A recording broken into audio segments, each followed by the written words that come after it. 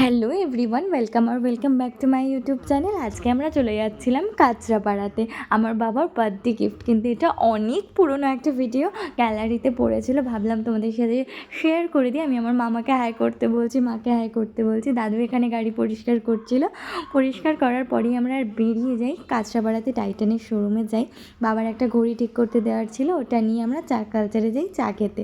ওখান থেকে বেরিয়ে আমরা আবার টাইটানের শোরুমে যাই। এই ঘড়িটা বাবার ভীষণ পছন্দ হয়, এই ঘড়িটা বাবা দুদিন আগেই সেই বুক করে দিয়ে গেছিলো। এই ঘড়িটাই আমরা নিই। এই ঘড়িটার প্রাইস পড়েছিল 26K সামথিং। দেন আমি আমার নিজের জন্য কয়েকটা ঘড়ি দেখতে থাকি, তার মধ্যে থেকে আমার এই দুটো ঘড়ি ভীষণ পছন্দ হয়। আমার কোনো প্ল্যানই ছিল না যে আমি ঘড়ি নেব।